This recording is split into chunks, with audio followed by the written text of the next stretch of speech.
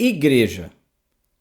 Tem sido discussão em muitos e muitos anos a respeito de eu sou igreja e eu posso ser igreja na minha casa. Muitas pessoas falam que ser igreja é algo individual. Será? Se você não sabe a resposta, fique comigo até o final desse vídeo aqui no Bible Shock.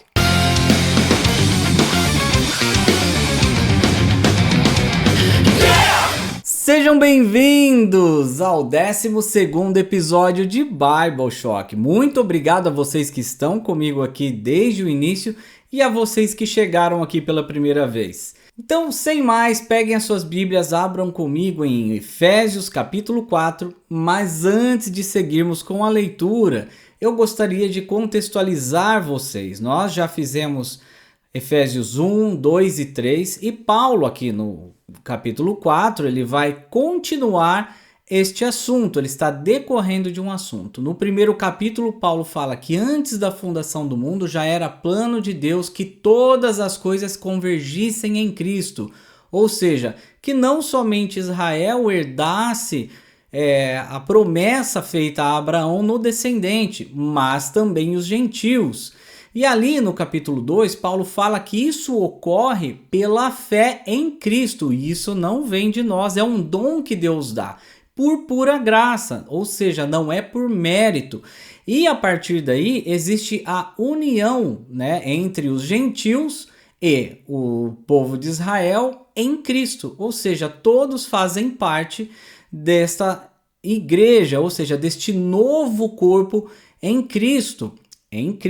E no capítulo 3, Paulo fala que foi revelado este mistério, que mistério? De que os gentios também era parte do plano de Deus, aos apóstolos, a ele, neste tempo em que eles estavam vivendo, que isso teria sido ocultado dos antigos, dos profetas. Eles profetizavam a respeito disso, mas não faziam menção a respeito deste mistério, que foi revelado para eles, que em Cristo Jesus, tanto gentios quanto judeus entraram neste novo patamar, vamos dizer, nesta igreja, neste corpo de Cristo.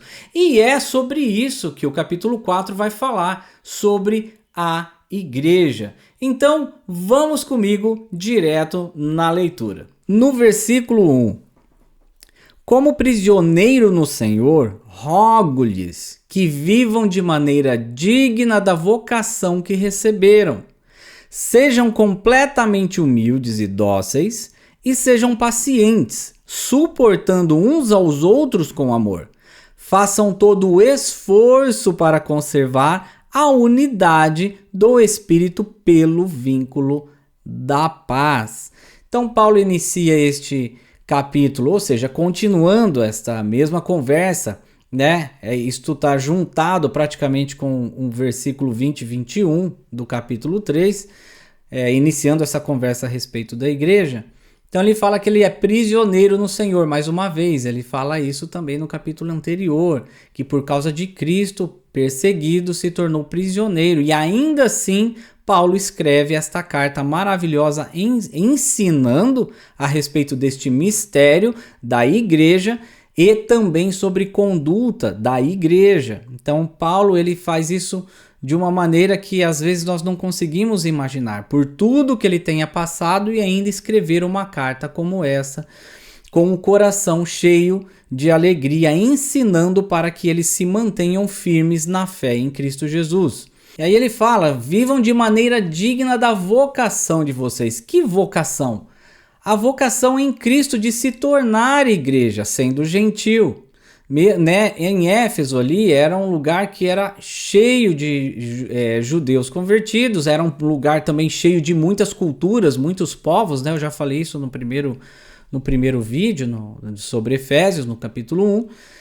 Com muitas misturas de etnias e tudo mais. Então Paulo vem e fala assim, olha, vocês receberam uma vocação de Deus, Que vocação é essa? A graça que Deus derramou sobre eles, de que eles estavam excluídos dessa promessa e Deus em Cristo os uniu nessa promessa.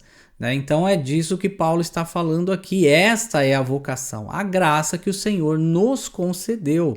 E aí ele fala sobre a nossa conduta, uns para com os outros dentro desta igreja, que surgiu em Cristo. Né? Sejam humildes, sejam dóceis uns para com os outros, suportando uns aos outros em amor, sirvam de suporte, apoiem em amor a fraqueza do irmão.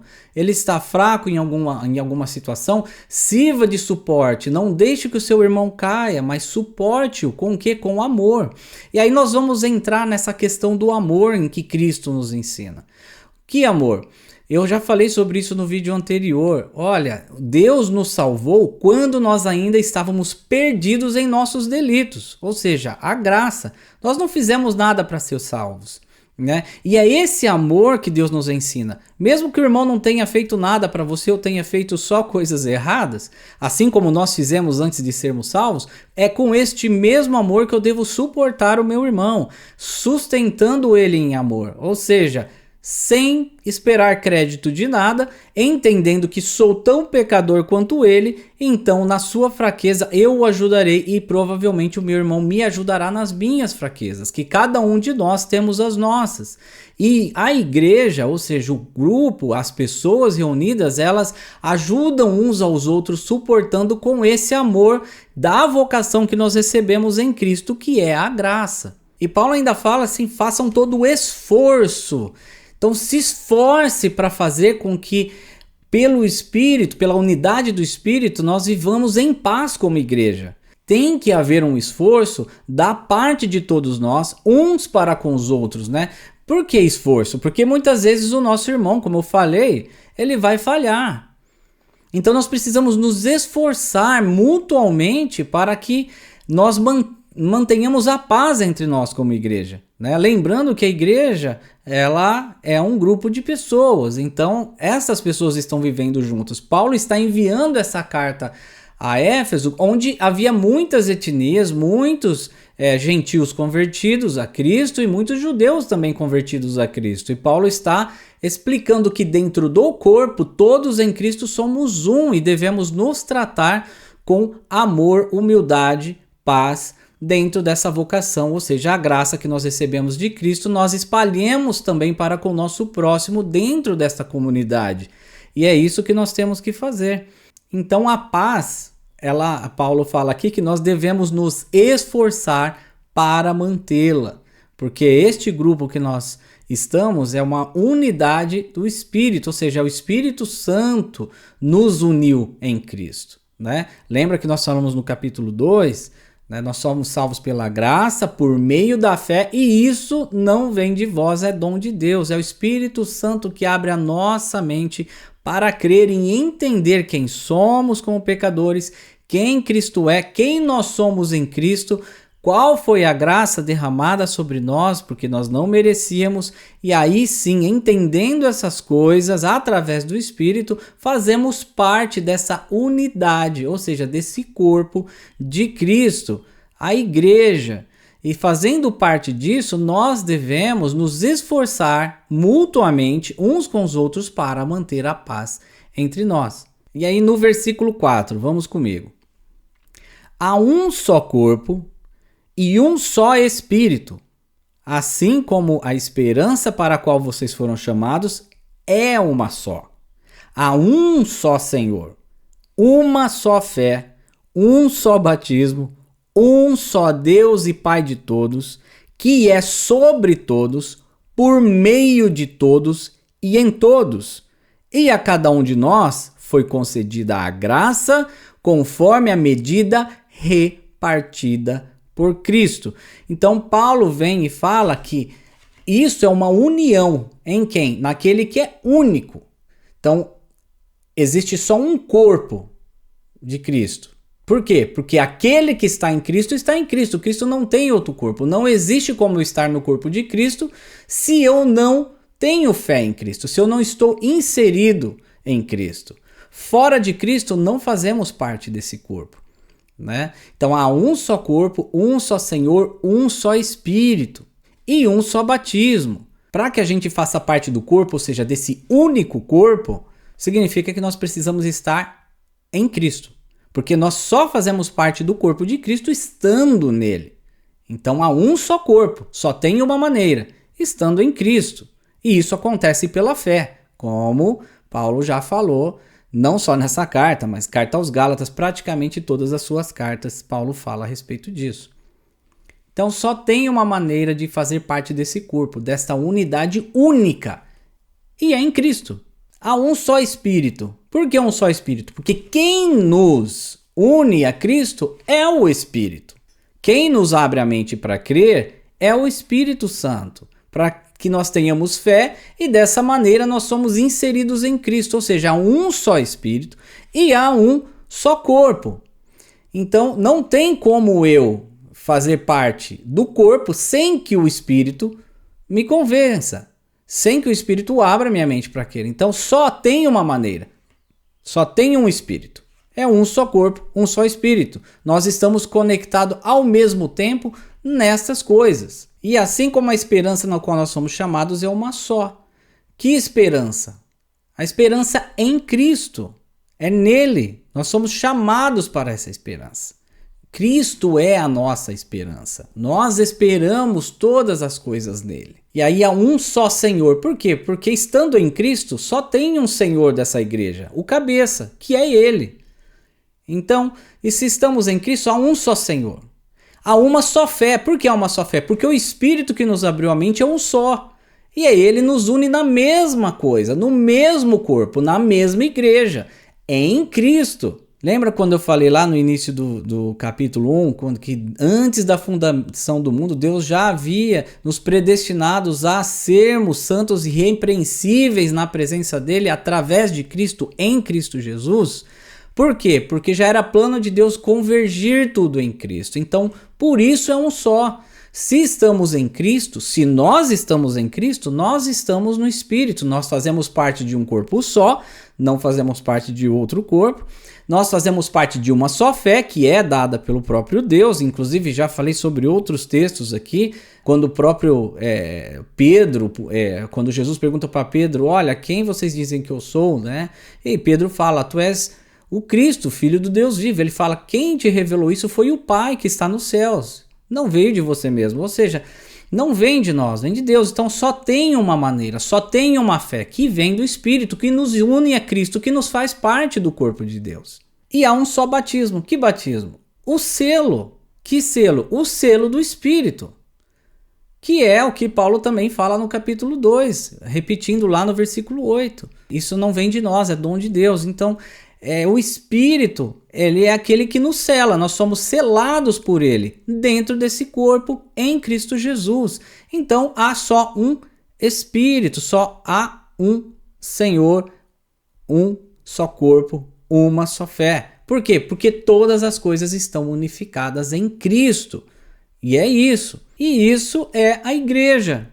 A igreja é o corpo de Cristo, ou seja, a união dos santos nele, em Cristo Jesus. Mas ainda tem algo interessante que eu gostaria de falar a respeito dessa união da igreja. Por exemplo, a palavra no grego usada para igreja é eclésia. E o significado da palavra eclésia, ela é derivado da palavra ekaléu, que significa chamar para fora. A palavra eclésia, ela pode ser entendida como assembleia ou convocação para fora, para uma reunião, para chamar as pessoas para fora, para uma reunião específica. Por exemplo, convocação. A palavra eclésia, originalmente, ela era a reunião de cidadãos para discutir assuntos públicos na Grécia. Mas o Novo Testamento, ela não é somente uma reunião física, mas ela é sobre a reunião dos fiéis, dos crentes, pela fé em Cristo. Então é isso que o Novo Testamento usa a palavra eclésia para isso. Eclésia, ou seja, a igreja, eclésia é a reunião dos santos pela fé em Cristo Jesus. Então, quando a gente vai falar de igreja, não há possibilidade de nós sermos igreja sozinho. Eu sozinho não sou igreja. A igreja também não é a instituição.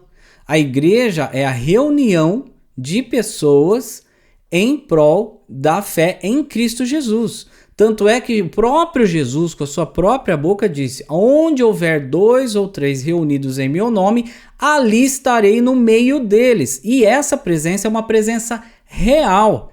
né? Que presença real, material, física, transformativa em uma figura? Não. Cristo está ali realmente em espírito com essas pessoas, que está reunido em quem? Nele. Então, igreja é a reunião. E quando Paulo fala sobre os gentios se unir no descendente de Abraão, ou seja, onde se torna a igreja, a universalidade da igreja, quando eu digo, ela está além das instituições. Ela está realmente na reunião dos santos em Cristo. Se houver 2 ou 3 reunidos em meu nome, como Jesus falou, ali estarei no meio deles. Então isso foi o próprio Jesus quem disse. O próprio Jesus já estava falando a respeito daquilo que seria após a sua morte a igreja, a reunião dos santos. Então, quando eu atribuo que a igreja e a única igreja centrada, ela é uma instituição, na verdade eu estou fazendo algo totalmente contrário ao que significa igreja na boca dos apóstolos e na própria boca de Jesus Cristo. Quando o próprio Jesus diz que a reunião de 2 ou 3 do nome dele, ali ele estaria no meio. Então Jesus já estava falando sobre o que era a igreja. Então a palavra igreja, ela é a reunião dos santos. Então, eu preciso estar dentro de uma parede? Claro que não. Mas é problemático estar dentro de uma parede, como muitas pessoas têm feito? Também não. Se estão reunidos em prol a Cristo, por causa de Cristo, este não é um problema e Cristo estará lá realmente em espírito. A presença real de Cristo estará lá. Como ele mesmo disse, mais uma vez, onde tiverem 2 ou 3 reunidos em meu nome, ali estarei no meio deles. Então a igreja é a reunião dos santos. Que santos? Aqueles do qual o Espírito selou. Nós cristãos, nós que cremos em Cristo, nós que somos selados pelo Espírito e vivemos uma vida nele, em Cristo. Isso é ser igreja. Então não tem como eu ser igreja sozinho na minha casa, porque não há igreja sem comunhão, não há igreja sem a reunião. E essa reunião é feita em prol de Cristo. Então não tem como eu dizer que sou igreja sozinho. Não acredito nisso. A Bíblia não dá margem para isso. E fazer parte do corpo de Cristo significa sim estar em reunião com os irmãos salvos, em prol da mesma fé de Cristo. É isso que significa igreja. Os pais da igreja que também concordam com isso, que é a reunião, a comunhão dos santos é a igreja, independente de qualquer coisa, onde estiverem reunidos ali, Cristo estará, né? Por causa da fé nele. Então nós temos Santo Agostinho, ou seja, Agostinho de Hipona, a cidade de Deus, ele fala sobre isso. Inácio de Antioquia, nas epístolas. Tertuliano, a prescrição dos heréticos, ele também fala sobre isso. João Crisóstomo, homilia sobre a igreja. E, claro, bem mais tardio, não é um pai da igreja também, mas também baseava na ideia de alguns desses pais da igreja, Martinho Lutero, no livro A Reforma e também as suas cartas.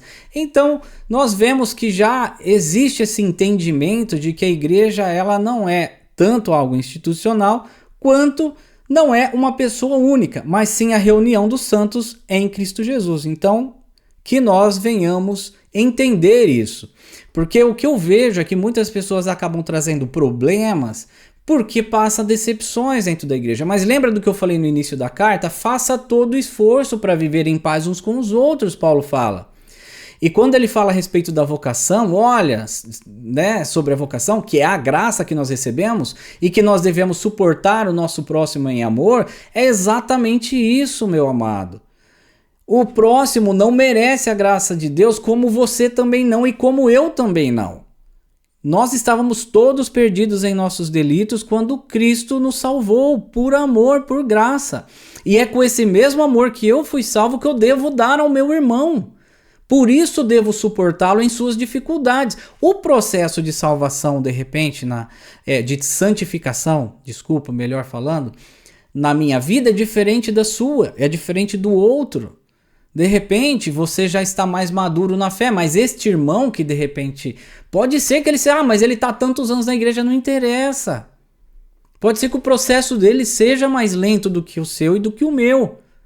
E nós devemos suportá-lo, ensiná-lo, abraçar esse irmão para que ele não se perca, para que ele mude. E nós devemos fazer todo o esforço para manter a paz.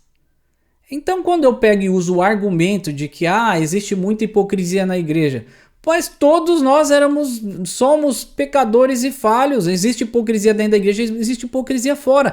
Mas dentro da igreja ainda existe a esperança de que Deus está transformando e trabalhando na vida desses irmãos e que estão lá para isso. Que entenderam que eles eram falhos e pecadores. Vão continuar com muitas falhas, mas vão ao longo dos anos sendo tratados por Deus. E Deus usa a vida para isso.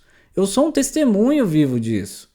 De que muitas coisas da minha vida eu mudei. Eu sou outro homem. Eu tenho outra mentalidade em Cristo a respeito disso. Não significa que esses processos foram fáceis e que foi do dia para a noite. Foram anos.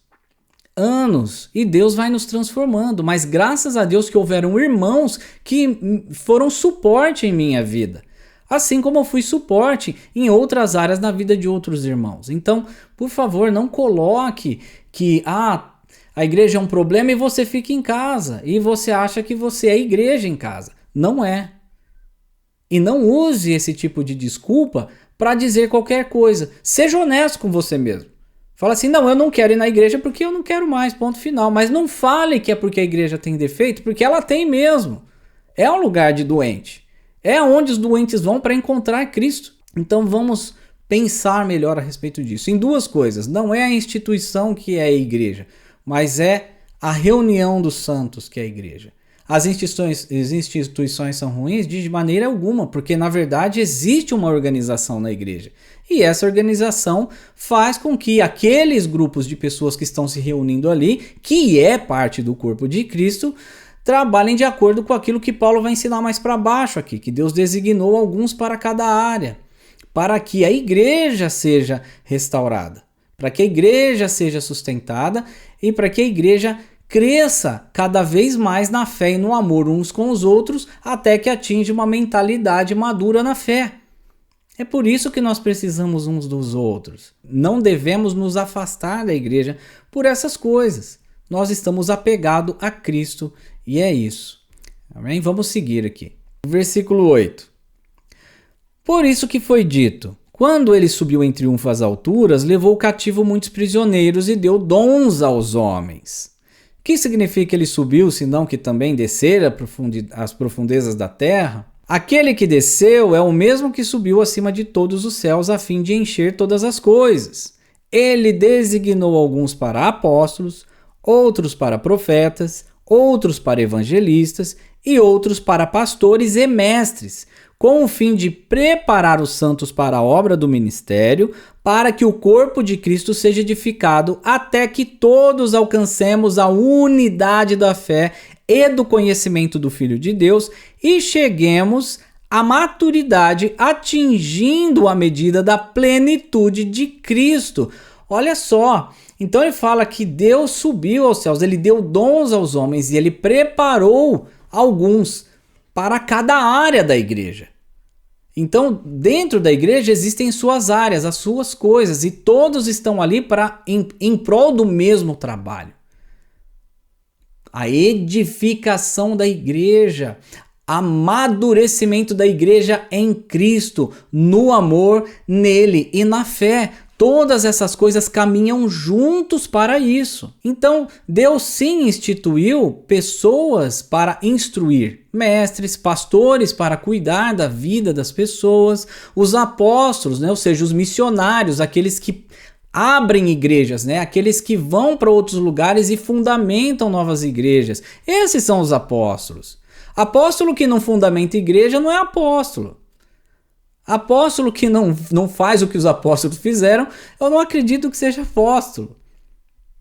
Porque os apóstolos faziam isso, eles iam a outros lugares, eles levantavam uma comunidade e ali estabeleciam o corpo de Cristo, mais um pedacinho do corpo de Cristo, onde cada um tinha sua função e isso faz parte do mesmo corpo, juntas e articulações deste corpo para que o corpo funcione. E assim o corpo de Cristo vai crescendo cada vez mais, essas células vão se multiplicando. E o chamado dos apóstolos são esses. E Deus também levantou os profetas, ou seja, que profetas? Aqueles que profetizam a palavra de Deus. para a igreja. Lembra que isso tudo é para edificação da igreja. Então cuidado, meu amigo, com os profetadas, com aqueles que chegam trazendo profetada para você. Porque a profecia, o profeta, ele é para edificação do corpo de Cristo. Não é individual, mas é do corpo de Cristo. Então tomem cuidado. E também os pastores que vão cuidar dessas vidas. E os mestres que vão instruir, ensinar o quê? A palavra de Deus, que era o que eles liam. O Antigo Testamento. As cartas de Paulo, de Pedro, de Judas, de Tiago, essas cartas, de João, essas cartas elas se tornaram parte da Bíblia praticamente ali no quarto século. Não que já não fazia parte da igreja, fazia parte da igreja, já se liam. A igreja já considerava essas cartas inspiradas e divinas, né? Mas o que eu quero dizer é que aqui nessa época de Paulo, o que eles liam era o Antigo Testamento.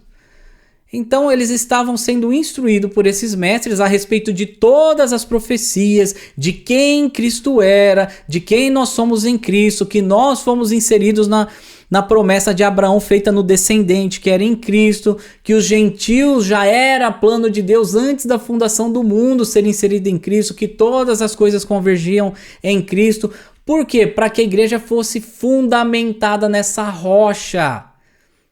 Que rocha? Cristo! Qual que é o fundamento da igreja, meus amados? Nós falamos isso no capítulo anterior. Cristo. No capítulo 2 também, que a igreja ela é fundamentada na pedra angular. Ela é fundamentada em Cristo. Não existe outra pessoa que fundamenta a igreja. Não existe um pastor, um mestre, uns apóstolos. Pelo contrário, a igreja é fundamentada em Cristo. E dentro desse corpo existe o coração, existe o que pulsa, existe as veias, existe o sangue. E cada uma dessas funções funciona dentro do corpo para que esse corpo tenha vida. Então os apóstolos, as pessoas designadas, existem muitos outros ministérios que a Bíblia fala, mas aqui são os principais ministérios que o apóstolo Paulo está citando. Apóstolos, profetas, evangelistas, pastores e mestres. Esses são os principais 5 ministérios do corpo de Cristo. Seja onde ele estiver reunido. Seja onde estiver reunido nesse mundo, porque nós fazemos parte da Igreja Universal de Deus, que não somos mais universal, que eu digo aqui não é Igreja Universal, gente, é sobre a universalidade, que não é apenas para os judeus, mas para todos nós que éramos gentios, que éramos considerados fora dessa aliança. E aí em Cristo fomos unidos a essa aliança. Nós fazemos parte da família de Deus através de Cristo Jesus. Então é isso que Paulo está falando aqui. Por que esses ministérios existem? Como eu já falei, para a edificação da igreja, para o amadurecimento da igreja, para que a igreja não viva como criança mais. Como assim viva como criança? Na papinha. Ela segue na igreja fazendo as mesmas coisas, não cresce em conhecimento a respeito do Deus que segue, não cresce na fé e fica naquela coisa rasa, fazendo com que a fé dessa pessoa é dependente daquilo que ela faz, sendo que o que ela faz não faz nada, que é Cristo quem faz, nós somos salvos pela graça e não pelo que fazemos. Então, quando o teu ato já demonstra diariamente que a sua vida é baseada não naquilo que tem aprendido de Cristo, não naquilo que tem crescido no conhecimento, daquilo que não tem crescido na fé e baseia sempre naquele raso, está na hora de se fazer uma pergunta. Será? Será que eu estou crescendo? Será que eu estou continuando na papinha? Continuando como criança? Porque essa não é a intenção do corpo de Cristo. E aqui Paulo está falando, olha, essas pessoas foram designadas para que vocês não permaneçam dessa maneira, mas que haja um crescimento no conhecimento, um crescimento. Por que no conhecimento? Porque ele falou de mestres. Um crescimento no cuidado, porque falou de pastores. Um crescimento de pessoas nessa comunidade, porque falou dos evangelistas. Um crescimento sobre as bênçãos de Deus derramadas e sobre a esperança daquilo que Deus vai fazer na igreja. Por quê? Por causa dos profetas. e mais igrejas sendo abertas nesse mundo. Por causa de quem? Dos apóstolos, aqueles que vão e fundamentam a igreja. Entende que existe um propósito para que isso aconteça? Agora, quando eu tranco a igreja dentro de quatro paredes, dentro daquilo que, esse ato aqui, essas coisas que eu faço, isso aqui é o que tem que ser feito. E Cristo abre esse patamar de que tem que haver um crescimento dentro dessas coisas. Eu não posso me apegar a isso, mas eu preciso ser maduro na fé, não viver uma vida rasa dentro da papinha. E se não há um interesse em conhecer mais a Deus, em crescer mais em Cristo, para que até que chegamos à plenitude de Cristo, porque é o que ele está falando aqui, tem alguma coisa errada com a fé que eu tenho. Eu estou baseando a minha fé no lugar errado. E se eu estou baseando a minha fé no lugar errado, eu não estou inserido no verdadeiro corpo de Cristo. Então que tomemos cuidado com isso. Continuando ali, no versículo 14. O propósito é que não sejamos mais como crianças, é o que eu estava falando agora, levados de um lado para outro pelas ondas, nem jogados para cá e para lá por todo o vento de doutrina e pela astúcia e esperteza de homens que induzem ao erro.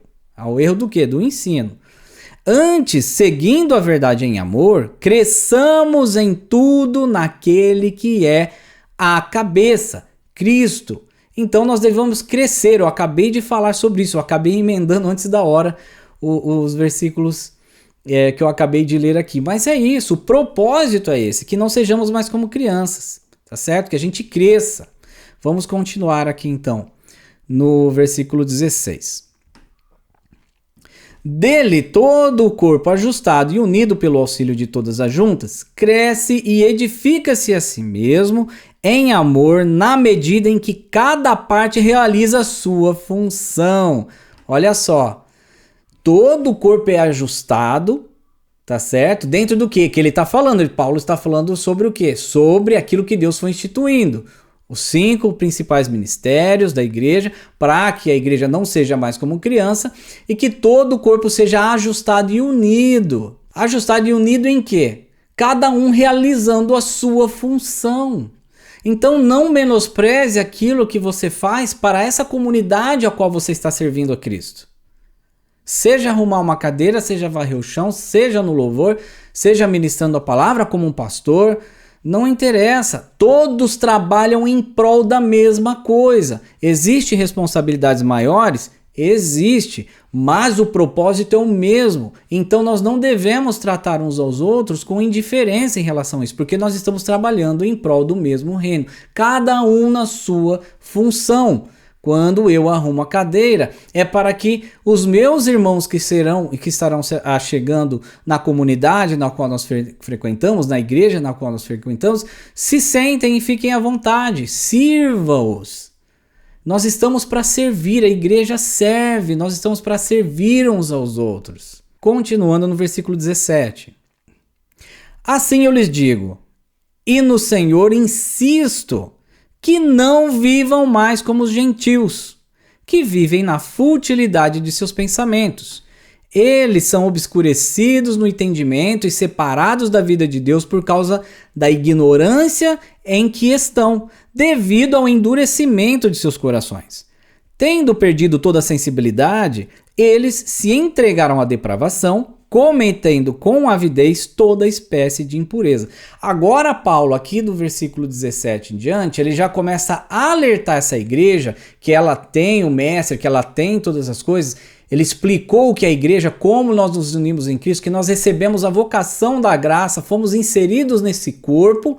Agora Paulo está nos alertando que nós já não devemos mais viver uma vida de acordo com o mundo. Nós vivemos uma vida diferente. Então, sim, Paulo crê que há uma transformação naquele que está em Cristo Jesus. Se eu continuar vivendo uma vida no pecado, como supostamente parte da igreja, e quando eu digo viver uma vida no pecado, eu estou falando de prática. Eu não estou dizendo errar o alvo, mas estou falando da prática. E continua na prática, e isso não lhe faz mal, não viva mais como eles. Paulo já está alertando a igreja aqui. Tome cuidado, meu querido. Peça graça ao Senhor, forças a Deus para que isso seja totalmente excluído da sua vida, para que você seja liberto disso, em nome de Jesus. Porque ele já vai alertar a igreja aqui de coisas práticas do que não devemos praticar como parte do corpo de Cristo aqui. Então ele fala, não vivam como eles. Porque se viver nessa impureza, com esses mesmos pensamentos, com essas coisas, o que isso significa? Que nós temos que nos perguntar se nós realmente estamos inseridos nesse corpo. Podemos falhar, meus irmãos? Podemos, mas que isso não venha a ser algo contínuo e repetitivo, mas que nós peçamos perdão ao Senhor e busquemos cada vez mais e mais a Deus para que isso não faça mais parte da nossa vida. Quanto mais nós buscarmos ao Senhor, quanto mais próximos do Senhor estivermos, mais vamos entender que somos pecadores e mais vamos entender que somos dependentes dele, de tão fraco que nós somos, porque nós não conseguimos não errar. Mas quando nós entendemos isso, significa que quem vai agir na vida da gente é o próprio Espírito Santo, nos dando o livramento do pecado e nos ajudando a vencer o pecado. Então nós não devemos mais viver de acordo com a mentalidade do mundo. Continuando, versículo 20. Todavia, não foi assim que vocês aprenderam de Cristo. De fato, vocês ouviram falar dele e nele foram ensinados de acordo com a verdade que está em Jesus. Quanto à antiga maneira de viver, vocês foram ensinados a despir-se do velho homem, que se corrompe por desejos enganosos, a serem renovados no modo de pensar e revestir-se do novo homem, criado para ser semelhante a Deus em justiça e em santidade, provenientes da verdade. Portanto, cada um de vocês deve abandonar a mentira e falar a verdade ao seu próximo, pois todos somos membros de um mesmo corpo. Então, Paulo está falando aqui o quê? Que nós devemos nos despir do velho homem. Nós já não vivemos mais como o velho homem. É o que nós estamos falando ali agora. Nós não somos essas pessoas. Quando nós morremos com Cristo e quando nós ressuscitamos com Cristo, após o terceiro dia, nós estamos inseridos nele, nós morremos, a velha criatura morreu e nós ressuscitamos como novas criaturas em Cristo Jesus. E é nele que nós somos novas criaturas.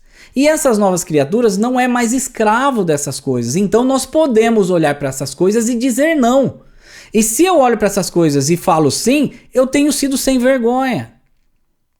Que tomemos cuidado com isso. Tomemos cuidado com isso. Porque nós não vivemos mais para o mundo. Nós nos despimos do velho homem para vivermos a nova vida em Cristo, como novas criaturas. No versículo 26, para finalizar. Quando vocês ficarem irados, não pequem. Apaziguem a ira antes que o sol se ponha. E não deem lugar ao diabo. O que furtava não furte mais. Antes trabalhe fazendo algo de útil com suas mãos, para que tenha o que repartir com quem estiver em necessidade.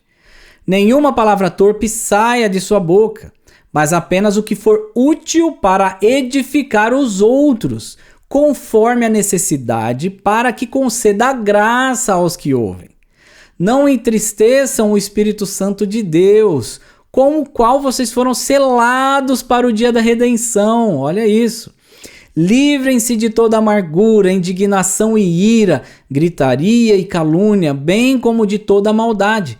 Sejam bondosos e compassivos uns para com os outros, perdoando-se mutuamente, assim como Deus perdoou vocês em Cristo Jesus. Então Paulo fala, olha, não entristeçam o Espírito Santo. Não furte mais, não pratique mais as coisas que vocês praticavam no passado. Vocês estão vivendo uma vida nova. Não façam mais isso, foi o que eu estava explicando agora. Mas perdoem-se mutuamente. Então Paulo volta à mesma coisa que ele falou no início. Olha, sejam dóceis uns com os outros. Corram da ira. Né? Se acontecer a ira, não deixe isso resolver para outra hora, mas antes que o sol se ponha, resolva a situação. Ou seja, faça esforço para manter a paz. Então a igreja de Cristo, ela é feita de uma comunidade de pessoas que estão reunidas pela fé em Cristo e todas essas pessoas estão em processos diferentes de santificação. Deus tem trabalhado na vida de cada um de forma diferente. Eu preciso começar a entender isso para que eu consiga entender o processo do meu irmão. E assim eu seja suporte na vida dele. E venha agir para com graça com o meu irmão. E o meu irmão para comigo. E assim a igreja de Cristo deve caminhar. Que a gente venha, com a ajuda dos nossos irmãos, também confessando os nossos pecados, nos livrar dessas coisas que nos prendem. Por quê? Porque nós fomos selados com o Espírito. Nós não fazemos mais parte disso. E nós podemos não viver isso. Mas, por causa da nossa natureza, muitas vezes, vivemos uma batalha entre o Espírito e a carne. E é por isso que nós devemos buscar cada vez mais ao Senhor Jesus, buscar cada vez mais viver uma vida em espírito, para que nós tenhamos forças cada vez mais de dizer não a essa vida que passou, para que nós venhamos a nos despir do velho homem. Como é que eu faço isso? De joelhos no chão. Essa é a única maneira. Então eu deixo essa minha reflexão para vocês que vocês entendam que viver no corpo de Cristo é fazer parte de uma comunidade. Tenha ela um nome institucional, seja ela numa praça, mas que ela funcione em nome de Jesus Cristo e que seja feito por Jesus Cristo de acordo com a vontade dele. Em nome de Jesus. Amém. Muito obrigado a vocês que ficaram aqui até o final do vídeo. Se vocês gostaram do conteúdo, clica no like, comente, compartilhe, se inscreva no canal para que o YouTube entenda que é relevante o conteúdo e espalhe para mais pessoas. Então eu vejo vocês no próximo vídeo aqui no Bible Shock. Tchau!